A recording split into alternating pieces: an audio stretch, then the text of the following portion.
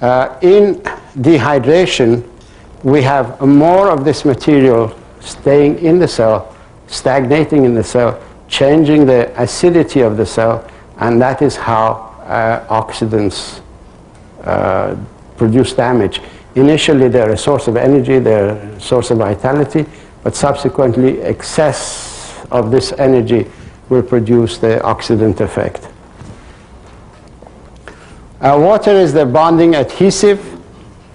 Water prevents DNA damage, less abnormal DNA is made, more efficient repair mechanism. So there are three functions of water as far as DNA is concerned. We'll come back to that. Water enhances the efficiency of the immune system.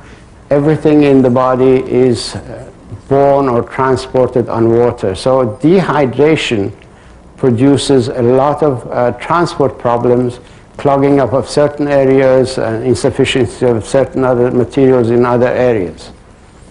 So in the same way as we build houses with bricks and mortar, the body uses this same phenomenon. These are the brick layers, this is the cell membrane, and this is the cell. And these are the scaffoldings, the proteins. Water is the adhesive material that sticks these bricks together. Water at a certain thickness produces a sticky, icy material, hydronium ion, which is the adhesive material. It transiently sticks these pieces together, and when it goes through here, it repels these parts, and that is how the wave material begins.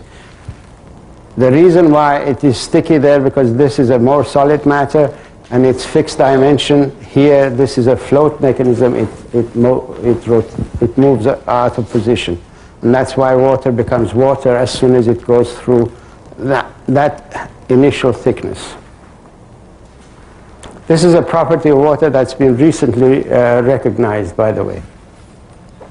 Water is used for breakdown of food, hydrolysis. In other words, when you eat a chunk of meat or a chunk of anything, it requires water to break it down. For example, 10 amino acids in order in a chain of proteins. In order to break them to their amino acids, for 10 amino acids, you need 5 water molecules to insert between the 2 amino acids and separate them. So water is vital to break down food particles into smaller particles, and water is also energizing those particles, as I showed you. Water increases the rate of absorption of essential substances in food. Water increases the efficiency of the red blood cells to pick up oxygen and release their carbon dioxide and hydrogen ion, because people don't realize that when you're breathing, in deep breathing, for example, you're releasing a lot of acidity out of your body. A lot of that comes to the lung, and hydrogen ion being gas, it evaporates in the lung, and it leaves with carbon dioxide. So breathing becomes an important part of balancing the pH of the body, because it becomes efficient in removing the hydrogen ion. This is the substance that you need to watch for as oxidant, and you need to watch as a source of energy. You need to watch as a source of damage in DNA system. We've talked about water, and now we talk about salt, because salt is a vital element. Basically, there are 2 oceans of water in the body. There is one ocean of water inside the cells of the body. The water that you drink goes and replenishes that ocean.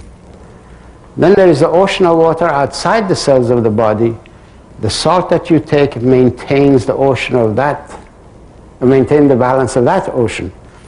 You need to have these 2 oceans in balance. You can't have, in the same way as you can't have the Atlantic and the Pacific out of sync, filling the Atlantic with more water and diminishing the volume of Pacific, you're going to cause a lot of landfill with water in certain areas and dry up in other parts. So in the body, exactly the same is going to happen. if you don't balance these two oceans. Therefore, intake of water has to be balanced with the amount of salt that you take. In fact, you can't help it because the body has a drive for salt retention. When you become dehydrated, the body resorts to retention of salt, and that's how you develop the edema fluid in your legs and in your lungs and anywhere else that there is edema. Now, salt is essential in order to remove the acidity out of the brain cells. That's the most vital part of the importance of salt.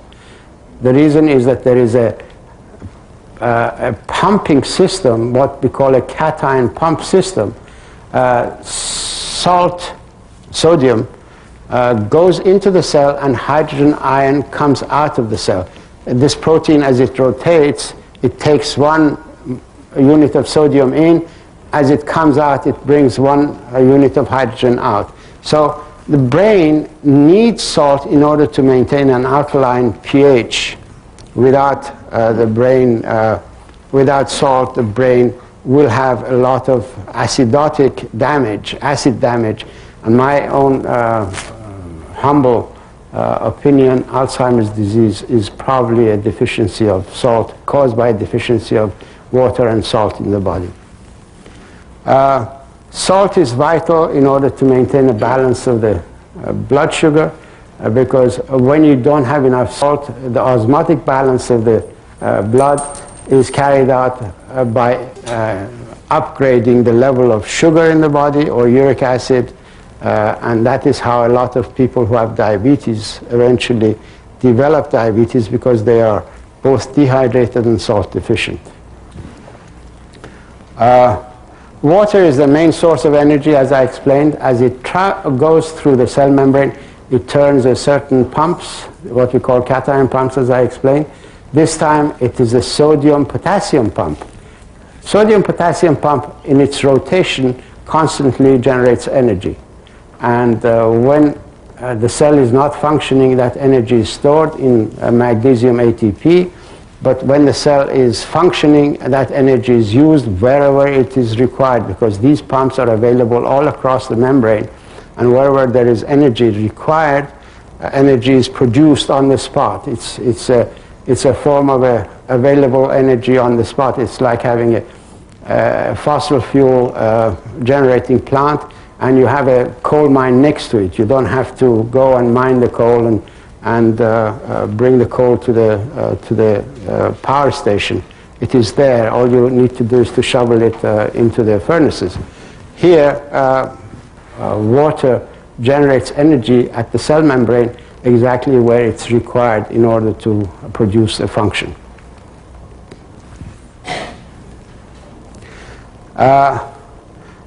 Nerve cell communication depends on salt and water. The sodium-potassium pump, and with its calcium mobilization, is the mechanism of neurotransmission. As it moves along the length of the axon or the nerve, it produces a voltage change that is translated as a transmission pathway, and the nerve secretes its chemical right at the end. It is this water and salt that are vital for this function. Sodium-potassium pump also is vital in order to absorb other food particles because it generates energy at the same time and brings materials through the cell membrane for metabolism of the cell. Salt is vital for clearance of mucus plugs from the lungs and in catarrh because salt is the best mucus breaker there is. When you have people who are coughing, dry coughing, and they don't know what is causing, they don't have mucus, the mucus stuck down below and it's not coming up, salt will immediately correct that. Not only puts an end to the cough, but mucus is also released so that it comes up. This